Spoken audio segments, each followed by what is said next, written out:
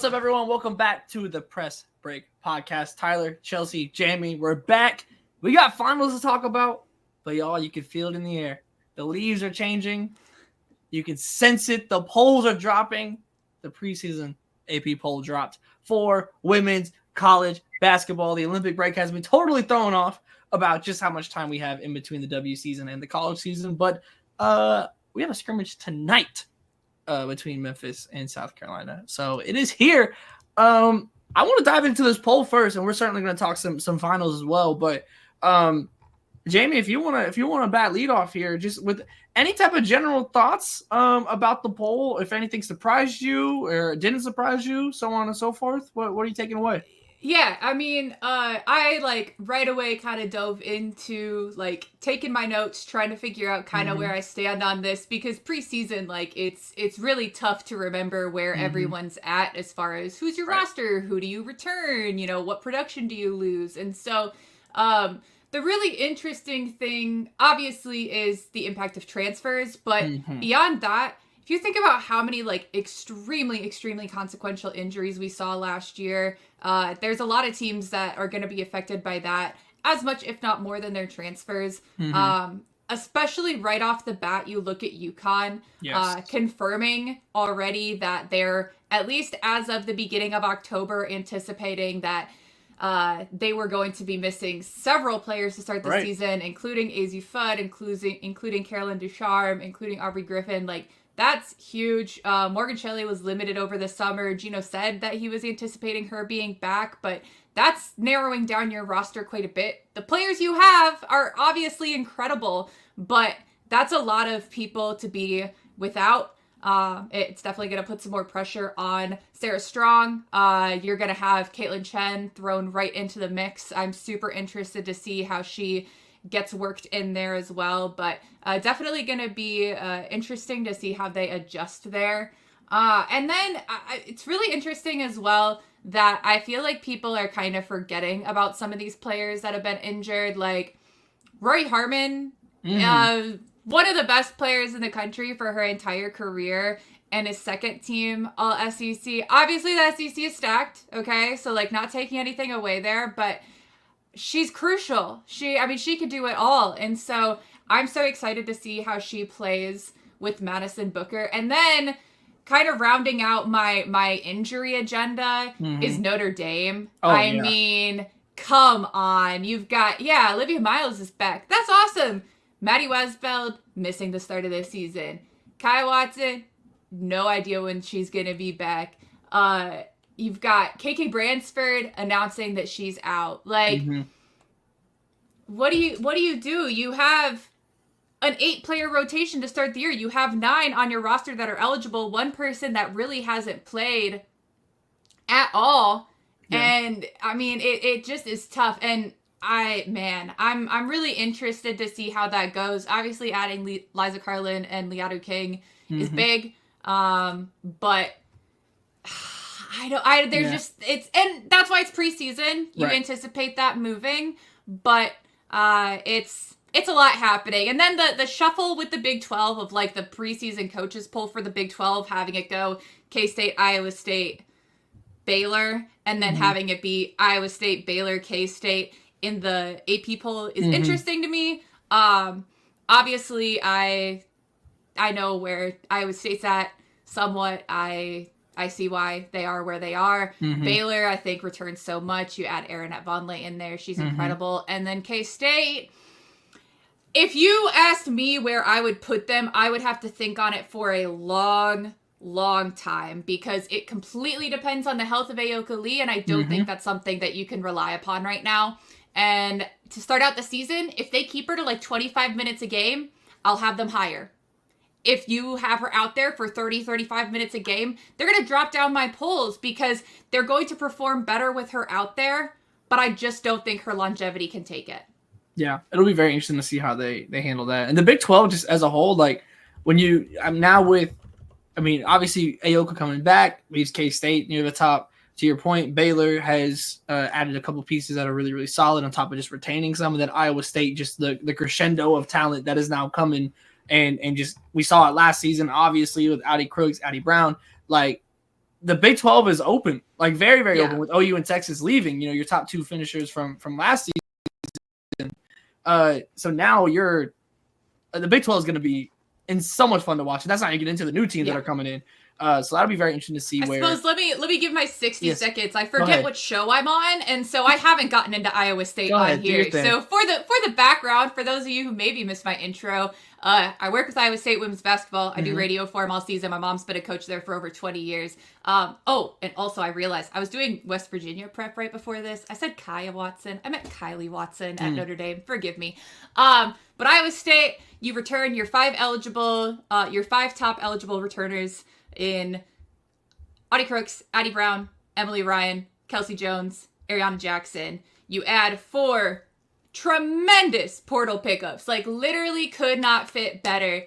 I'm obsessed with them. I love them as people. I love them as players. Like, I'm so excited to watch them play. They're all incredible. I think Kenzie Hare was tremendously underrated in the portal. And then Lily Hansford, Sydney Harris obviously get talked about as elite shooters. And then Lily Talalay, numbers don't jump off the page at you. But let me tell you, as soon as I watched the film, I was like, ooh, I see the vision here. She's an interior player who didn't quite have the guard player around her to get her the ball. Oh, she's going to be so good. Everyone else takes a step up. You add a couple strong freshmen, and it's going to be really, really fun. But the Big 12 as a whole, I'm super excited about. Yeah, get ready to learn Iowa State, everybody. It's coming. Hey, I think that was admirable. I didn't even launch into it right away. That was you locked in. You held it back and you let it fly. You knocked the arrow and then it flew. That was great. Chelsea, for you, what are your, just like you said, just kind of general takeaways, and we can dive into some specifics. Yeah, I mean, I think I agree with a lot of the poll. I mean, obviously South Carolina being at the top makes sense. They basically have the same team as they had last year. Not too much turnaround over there. Obviously went undefeated last season, and just like really excited to see how that team like comes back. But then like as you go down, there's so much change that's happened. Of course, like, UConn has lost a couple of their like core pieces from last year. You have USC, who has just built like maybe one of the strongest rosters in the entire country. And I do think I think USC is one of those teams that people may be a little bit underestimating. I know they're number 3, so that's not too much. But I mean, you have Juju Watkins. Now you have Kiki. And then they also got a few out of the transfer portal. Like, that team on paper is just, and the number 1 recruiting class. Yeah, just, on top of it, like that's your depth is the number 1 recruiting class in the nation. Yeah, exactly. And just like and what's really like surprised and like makes me happy is the fact that like you think about maybe 3-4 years ago where USC wasn't even in the conversation of these, of being a championship caliber team. And now like just be the turnaround that program has had in the past few years is just like so much fun. Yeah. And they're doing it all just like by good recruiting and, getting out of the transfer portal and stuff. But I do think the transfer portal adds such like an interesting dynamic year by year to these lists and to the dynamics of these teams. I mean, just based on looking at like the top 10, I mean, I'm really excited to see Texas. UCLA had a bunch of changeover that's really going to be really fun. And then Notre Dame too, I think, like with Olivia Miles coming back. Of course, they have a bit of injury to start, but if their kind of like big starting lineup can be healthy, then they have a really, like, I think back to that game, I think it was in Paris, right? Between them and South Carolina. It was the first game of the season last year. And like, that was such a good game. Like when you think about how evenly matched those teams were and how close it was for a while in that game. Until it wasn't. Until it wasn't. Until it wasn't. Yeah. Until it literally wasn't. But I mean, going down, like for me, one that really stands out just because, again, like where Jamie's going to talk about Iowa State, I'm going to talk about Canadians. Duke is very interesting to me because they just got Toby. So like exciting to see how that starts to come into play. She's already dunking. They're already putting all the dunking videos on social media. So I'm excited to see her. And then of course, not currently ranked, but Michigan has another big Canadian in Silas Swords. So excited to see Maybe they'll kind of enter the rankings at some point. And I know we're going to get into this, but yeah, I think the biggest shock for me, and now that, like, as much as I think about it, maybe not so much of a shock, but Iowa being left out, I was like, oh, No, yeah. it's a shock. I feel a type of way. Yeah, Tyler feels a type of way about it, but I think, yeah, as much as you have, quote unquote, the Caitlin Clark effect of that's a top ranked team, you take her, Kate Martin, you know, all those big players off, but like they still have a lot of talent. So I was really surprised that even they weren't like in the 20s of rankings. Like I was really shocked. So I know you two are gonna get it. I know Tyler feels away, so I'm not gonna get away from him. But yeah, those are my initial thoughts. I think the preseason rankings are obviously interesting. Last year, we know like South Carolina was like criminally underranked and then obviously went undefeated. But I'm excited to see how the shuffle works. And of course, injury is always going to play into it.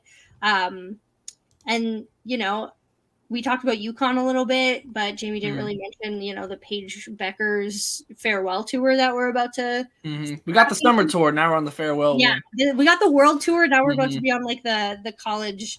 And I don't know. I just have this feeling that Paige Beckers is just going to like, hopefully play so well and have this like the college season that she hasn't gotten yet. Like poor thing's been injured basically her entire college career.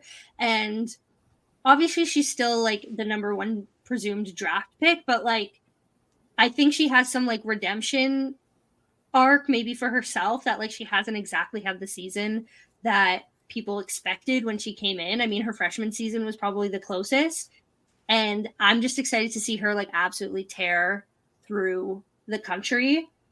And yeah, that's exciting to me. But anyway, we can get back to that. But Tyler, to your point about UConn real quick, one thing I did find interesting is that UConn had more first place votes than USC. I thought personally I would have USC at number 2, and not that's my personal feeling on it. And also just the injury aspect of UConn, like just from the beginning for a preseason poll, like this is where we're starting. They just don't have everyone.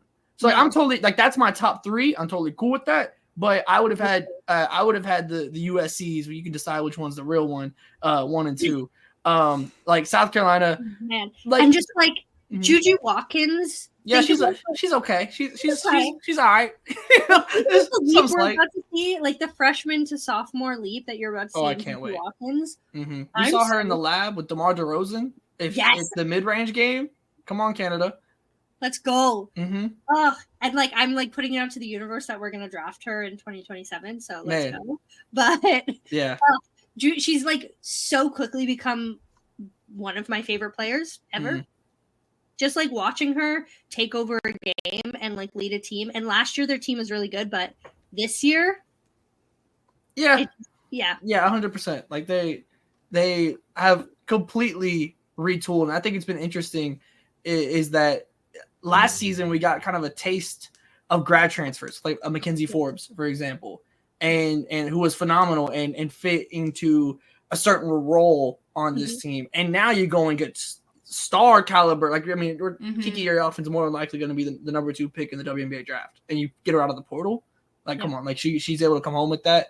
So like I said, I was a little bit surprised just to see UConn at 2, just for the injuries. Like I think in the long run, once everyone's healthy, assuming everyone's healthy in March Madness, like these are Final Four teams to me, and like have the capabilities to do so. But yeah, I think Paige is going to be on a warpath, and I can't wait to watch it. I think Juju's going to be in that same way.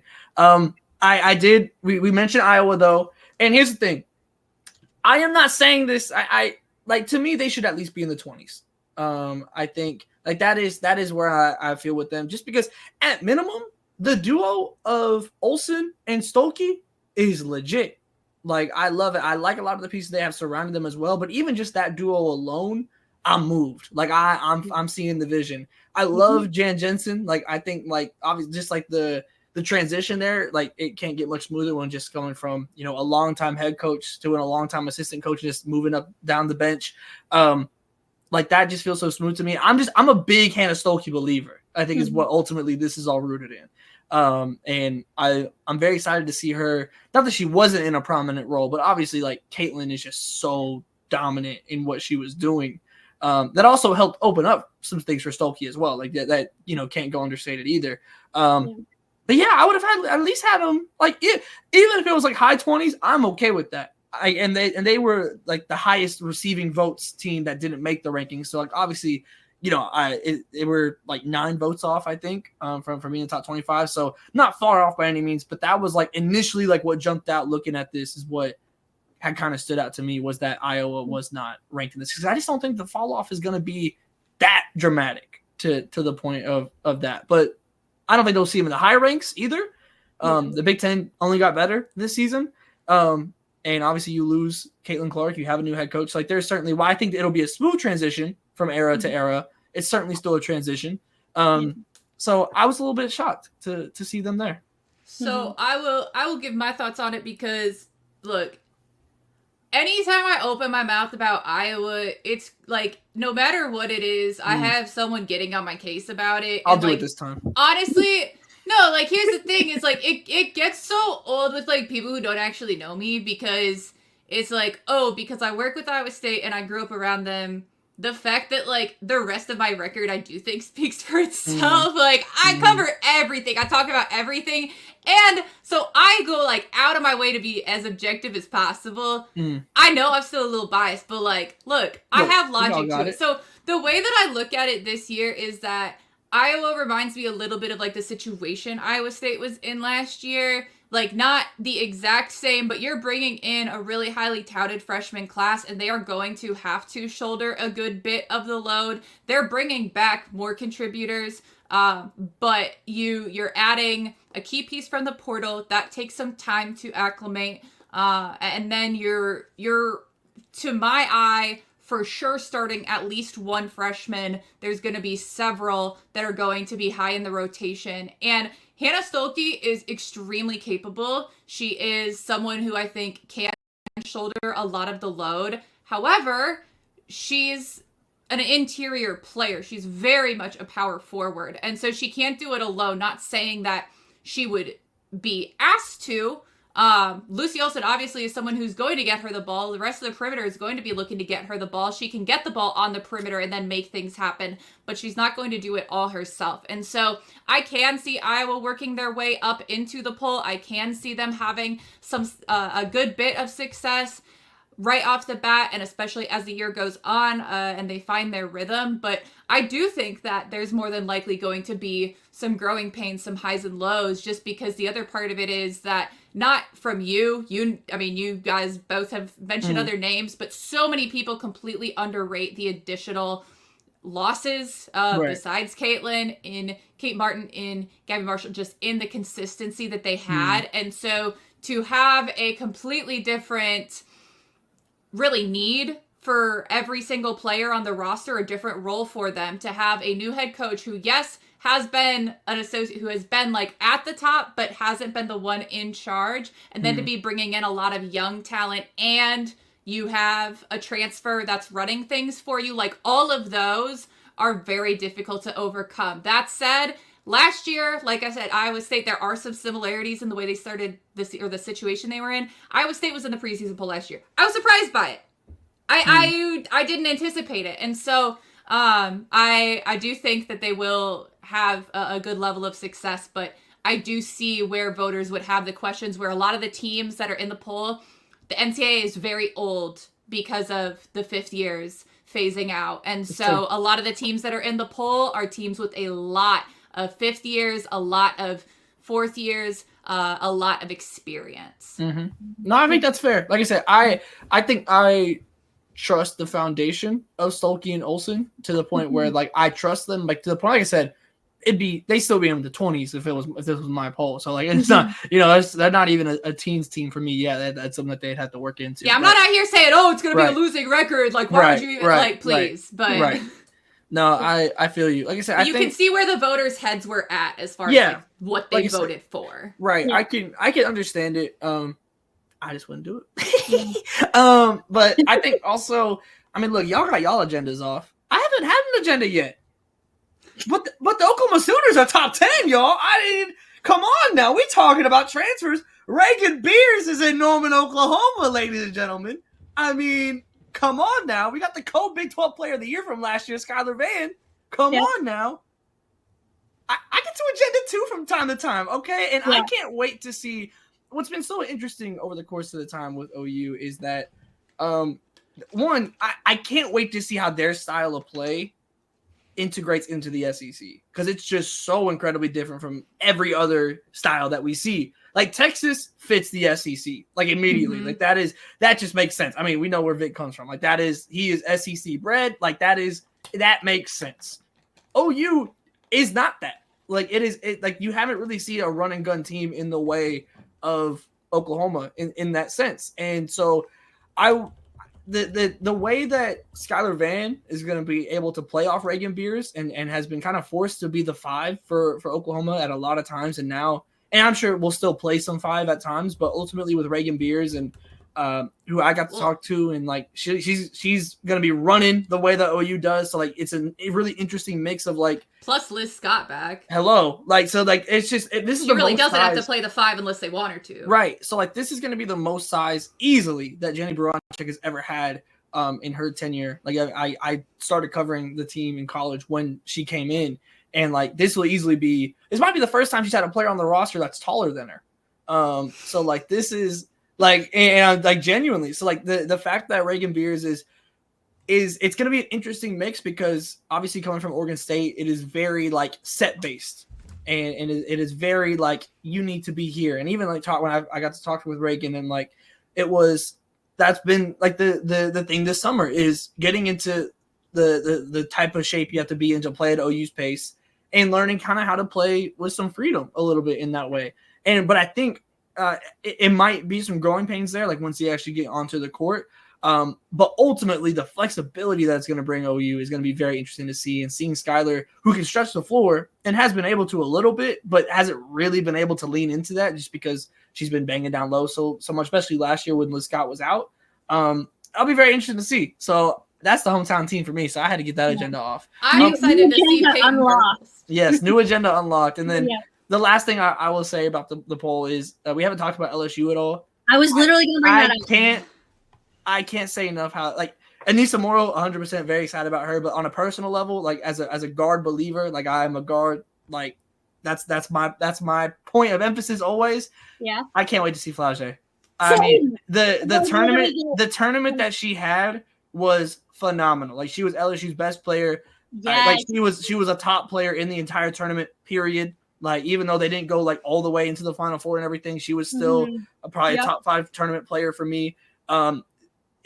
When seeing her enter this, obviously with Angel leaving to the WNBA, the responsibility just grows for them both, along with Michaela Williams as well. And I just can't wait. I'm very if we're getting tournament Flau'jae, like what we saw for the NCAA tournament, if that is what becomes the norm, I mean, it's one of the best players in the country. Like she already's up there, but like I can't wait. Like, she has the possibility now to make it her team, and she's only a junior, so she still has this season and then into next, and like I was gonna say the exact same thing. It's like her team now. She has the ability to just go off, and that tournament, like the way that she played in that final game against Iowa, it was Iowa, right? Yeah, sorry, it's March was a long time ago. But the way that she played in that elimination game, and they still lost, but I was like, she is ready. Like she could be drafted now and be able to make an impact. Now we're gonna wait till 2026 because Flau'jae to Toronto, but you can't have everyone.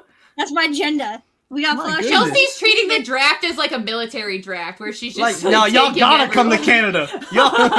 Y'all have to come to Canada. There's no choice. You're being enlisted. Like, oh my goodness. If your draft is anywhere from 2026 on, it's you to Toronto. That's just my look. My thing. If you agenda for everyone, then someone is gonna come true. Someone is gonna come right.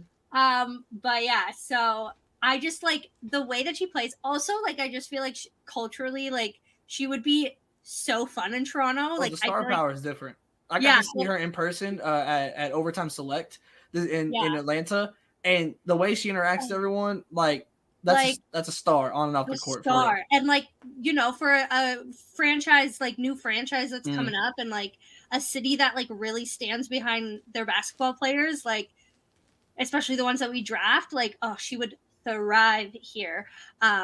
And then, you know, like maybe her and Drake would be buddies or whatever. But I don't know if it's cool to like Drake anymore after the whole thing. But yeah, I just am so excited to see her take over. I'm excited for her to have more responsibility. This team, it's another thing where like you lose some of your Haley Van Lith is gone. Angel obviously is gone. And that's like a lot. There's again, it's like a period of transfer, but again, you have these young stars who are so I think talented. they're gonna be built for it. Between Anissa, Flaugier, and Michaela, like they're gonna be built for it. And Samaya Smith as well. They also went into the portal and made really great pickups as well, because they've got Cheyenne Day Wilson out of Miami. You've got Kaylin Gilbert out of Arizona, and those are both point guards who they desperately needed a true point guard after the whole everything last year. You've got Miracle Shepherd from Mississippi State, and then you have Jersey Wolfenbarger out of Arkansas, who I want to see her follow like the Angel Reese arc. Like she obviously has such tremendous potential and just hasn't really been unlocked. And we've seen Kim kind of have that touch with players before where she really will listen, will understand them. And it's interesting because Wolfenbarger is, I mean, she's 6'5" and she's listed as a guard forward. Like generally a player or a coach isn't really gonna mesh with that, but Kim seems to be like, what's the role you want to play? Let's see if we can get you into it. And so I'm really intrigued to see what they can find for her. I think she brings such an interesting dimension where she was a highly, highly touted recruit, never really panned out, never really got consistently going yet. And then obviously opted to sit out last year, like right before the season. And so I'm interested to see what the year off and what a change of scenery can do for her, because if they can like unlock her, that's serious. Like that's a level up to like another degree in addition to what they already have. So she's kind of someone that flies under the radar that I really have my eye on, because she's an intriguing player. And I guess I have to be on the LSU train because Canadian. There you go. See, you're spreading your chips around. I know. I gotta sprinkle everywhere. We have Gonzaga too that I gotta. Oh, Gonzaga. Come on. Avant, yes. Okay. Exactly. See, the Edge family, bless. Yes. We love. I love watching her play. Yeah, they also receive votes, but not all the way. Not enough. Some other big games going on. I don't know if y'all heard the WNBA Finals have been going on. There's a Canadian in there too as well. I don't know if y'all know, but as a Canadian, I went to Iowa State. I don't know if y'all realize. I'm drinking my tea already. I'm getting ready for tomorrow. There you go. Recording on Tuesday. Yes, I will be there for Game 3. Please. There you go. So Jamie, what are you looking out for in this game from just either team? Whether it's like takeaways from Game 2 that you're seem vital to take into Game 3, or like what? Just generally speaking here, what are the vibes? I want consistency from Minnesota, because I think they could take a Game 5 on the road. I think it would be really, really, really tough. I think to give yourself the best possible chance, and obviously I keep saying, I think this is like a very common opinion, that to take the championship, you want to win these two at home, right? And New York, they responded to the challenge really well after struggling in Game 1. And so I'm just ready to see how Minnesota can respond in kind, like how you can use your home court advantage to your advantage. And I don't know what exactly it is that would need to change. There was a lot of kind of missed opportunities. They just couldn't really get into a rhythm in that game.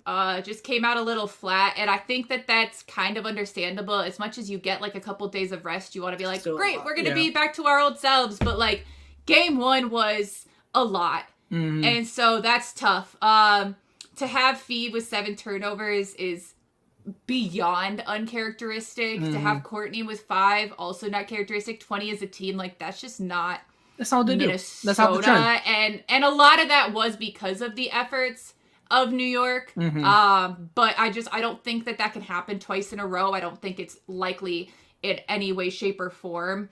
And so you're gonna have to get a little bit creative. They obviously key in on Nafisa And so you're going to have to continue to find different ways for people to contribute. You can't have Kayla McBride go 3 for 9. Yep. You can't have Bridget also go 3 for 9. Like, you can't have 2 of your starters going 6 for 18 combined.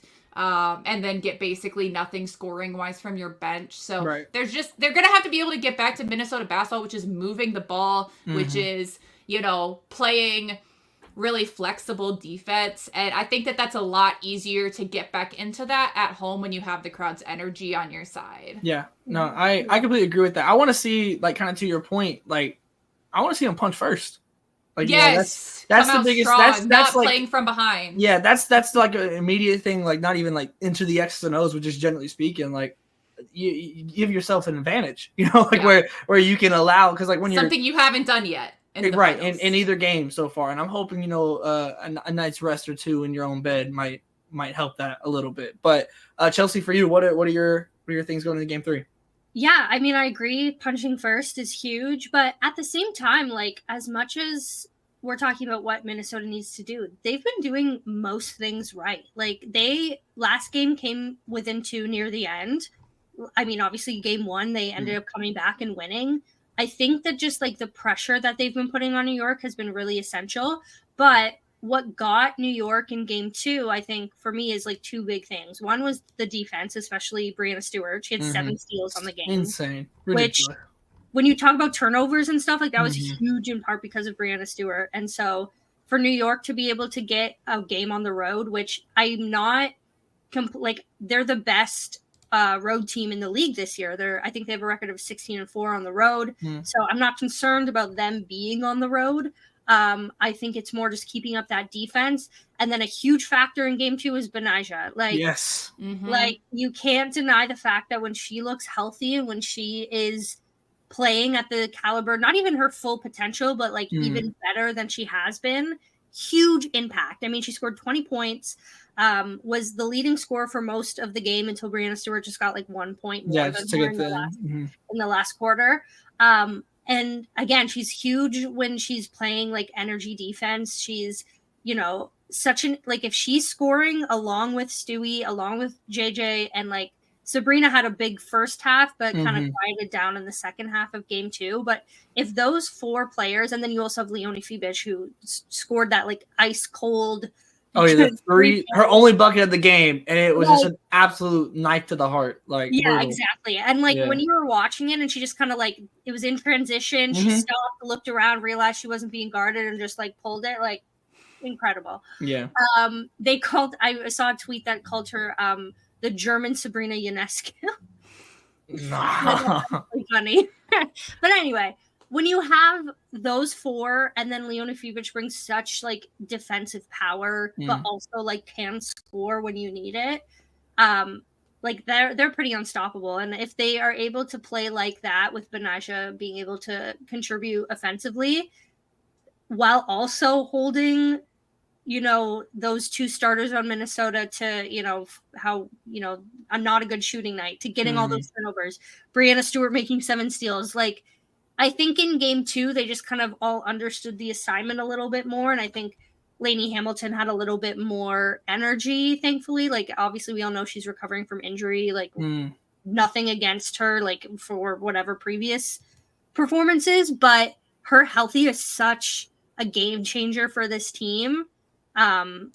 Because, like, as much as they have depth, as much as they have good players coming off the bench, like, she is such a, like, core piece of this team's identity, and like that is so huge. I ended up writing about her after last game, and just like was thinking so much about the fact that like her coming to the team, as much as Sabrina Ionescu was like the transition period from like this new era, like them getting Benijah in 2021 and those 2 kind of going off and like creating a new identity for this team, like post pandemic, now in Brooklyn, Barclays Center, the whole thing, that was like, that's the identity of this team. Like, they built that team from nothing to now being a championship caliber team. And so when she's going off and like everybody's connected, and this team has great chemistry, they're dangerous. But I do think that Minnesota like now they have home court advantage.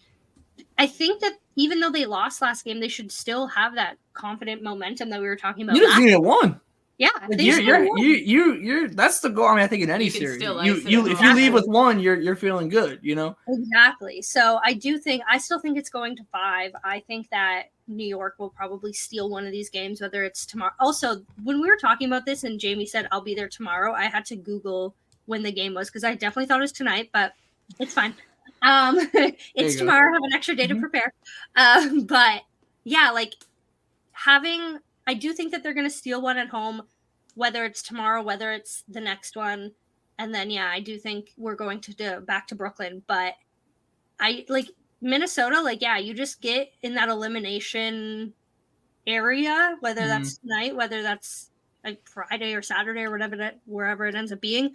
But this series has literally just started. Like, we're even now. It's a whole new series. Best of 3. Like, you have to think about that. And I think I still like couldn't tell you who I think is going to win. So it's definitely, I sense a big Bridget game coming. That's what my surprise. It's so shocking. That's what my spidey senses are saying right now. But New York did an incredible job of defending that entire team last game. And they really got to do that again, because the fact that they keep having these great leads and then blowing them in the 4th and having to play like preventative offense is not ideal, because preventative offense is never good. The pressure, the foul possibilities, the just all of it, not good. So they got lucky, I think, in game 2. I think that they were able to kind of recover, but they don't want to put themselves in that position again. So that's, I think, the key. The key for Minnesota is starting better. The key for New York is ending better. Yeah, I think that's very fair, and that's been one of my critiques of New York forever. But I do think, because last time we were on, I had mentioned, you know, Benijah not being healthy and like how big of a deal that is, and seeing her play. I still don't think she's healthy, but like, you know, seeing her play as if she is so massive, because kind of to your point, Chelsea, I think that they have players on this team, even though they have depth, right? I think they have certain players that they can put in for Lainey that can do a thing or two that Lainey Hamilton can do. But when it comes to being packaged all in one, you're kind of having to pick and choose when she's not in the game of like what if it's, you know, KT, if it's Sabali, like, you know, you're kind of picking and choosing what aspects of Benijah you want on the court at that time. Whereas obviously Benijah is the package. And so being able to have her play at such a high level and on the offensive end, especially getting 20 points, is massive. And a big thing for me that I have always been very intrigued by with New York is Sabrina's shot count. Like, that is just always something that my eyes just kind of end up going to, and had a heater in the first half, and then I ended up with only 9 shots, which I can't imagine that there's been, like, off the top of my head, I don't know, I don't have the stats in front of me for the season or anything. I don't imagine there's probably a ton of games where she has below 10 shots, just in general. I can't imagine that there's that many. But plus minus never tells the whole story. Let me emphasize that.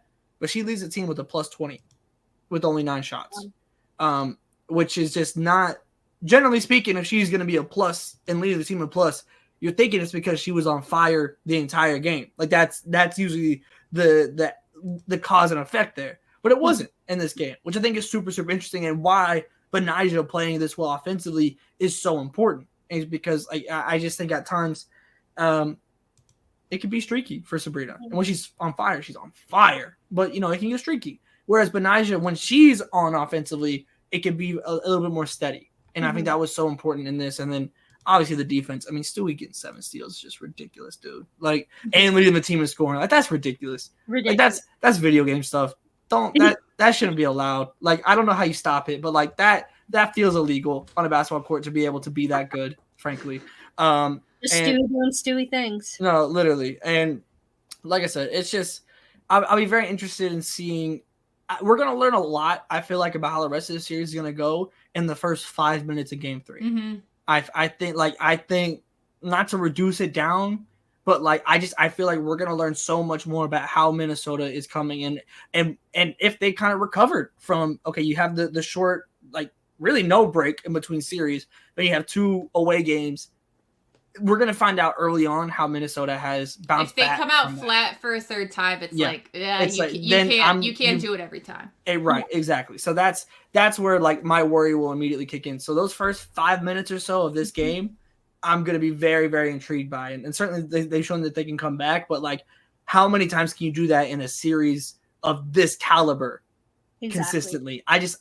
That's where I worry. And so that's what I'll be looking at is that early start. But next time we're here, y'all, this series will be over. Now, we don't know how many games or anything. Yeah. But it'll be Wednesday, Friday, Sunday. So this series will be over by the next time that we talk. Chelsea, I know that you said that you don't know who you're picking. Yeah. But if we're not going to be here until it's over, it sounds like we got to kind of give some picks. We got to make a pick. I'm going to say New York in 5. Okay. On a Sunday, I think New York brings it home. And, I mean, if they lose this final series, I'm going to start investigating who put a generational curse on this franchise in the finals. Because the fact that I think this is their 5th or 6th finals appearance. At least 6th, yeah. In franchise history, and they still haven't won one, is starting to get concerning. So that will be my question if they lose. Not gonna lie, I'm like not gonna be like too upset if Minnesota wins, because obviously we're gonna bring the WNBA trophy to Chatham, Ontario, and it's gonna be a good time. But yeah, I'm just gonna be like, what happened? Like what? Yeah. So anyway, New York in 5. I think they're coming back to Brooklyn. I think that's gonna be an incredible game. Like the series already, like we talk about wins, losses, what they need to do better. Elite basketball. Like it has been so enjoyable to watch. But yeah, so fun. Okay. Liberty in 5. Yeah, Liberty in 5. Okay. Sorry, Bridget, love you, but if we have to investigate, I'm questioning Ellie first. Yeah. I'm putting the hole in the lamp up. I'm like, Ellie, what did you do? Yeah, next because you're great, Ellie. But what are you hiding? Kind of like people talking about how the Sky like revealed a new mascot and then everything went downhill. Which I wanted to be noted. I was a hater of that mascot from day one. Same. I just wanted to be noted. No, let the record show. I never trusted. I called her Ellie Dupe, and people got mad at me. But and then it turns out like that's actually the facts. Hello. Like same maker. Never wrong, just early. Never wrong, just early. That's. Jamie, what are your predictions? Can't do it. Won't do it. It's a jinx. It's Jamie. I can't. Wow, I did it. That's my policy. Whoa. That is a firm policy. Okay, you have a personal friend on a team and make a pick about it, please. I will. Absolutely, I will. I will not. Lame. Close personal friends with Ellie. No, I'm kidding. Look, I will. That is my policy, and I stick by it. I don't pick Iowa State games. I don't pick games of teams that I actually have ties to. I feel like that's fair. Yeah, I can see it. It's like 2 I don't teams. Like it. I don't like it. Tyler thinks you're spoiling the fun, but I don't like it. Okay, well, for mine, I initially had said Lynx in 4, which is still in play. Lynx in 4. That's what I said initially. Yeah, I think I've been right on every single series so far. Ooh. Not to my own horn, but also I still have eyes. So okay, well, you know what? I already said Lynx in 4. It's probably going 5, but I already said Lynx in 4, so I'm sticking with it. You know, like ride with it. I'm rolling with it now. 1 vote Liberty, 1 vote Lynx, and only if there was someone here to split the tie. Abstaining. That's been my policy from the beginning. I know. Is this the right situation to call plead the 5th? I don't know in American terms if plead the 5th. Good enough, yeah. Sorry, I tried. This is usually a situation where I just boo, but it's whatever. Okay. That fuels me. Call me Marina Mabry then. Look, we'll have to circle back and at least get. We'll at least get the thoughts on me and Chelsea's picks, if nothing. Yeah, exactly. And investigate the generational curses being put. Ellie, we're on to you. I don't know what you did to be so cool, but we're on to you, Ellie. Yeah, and then once the season is over, we get into coaching, we get into expansion, we get into college. There's we're not stopping. There's no break. We're not locked in. This is a year-round sport. There's more. There's so much more to cover after this. Yes. This is the easy times, quote unquote. I've been waiting to get into expansion talks, about the draft, about how it works, about free agency. It's gonna be wild. So yeah. just in case anybody thinks we're stopping after the finals are done. No, not at all. No such luck. Not at all. Well, All the haters. You wish. Yeah. But no, there's so much more to be excited about, which means that, hey, you should subscribe to everything Her Hoop Stats. So you are tapped in across the board. Next time we talk to y'all, the WNBA season will be over. It'll be college time. It's so crazy to even say. I can't believe it's here, but it is. So for Tyler, Chelsea, Jamie, go check out everything Her Hoop Stats. Subscribe here to the Press Break Podcast, and we'll see you next time.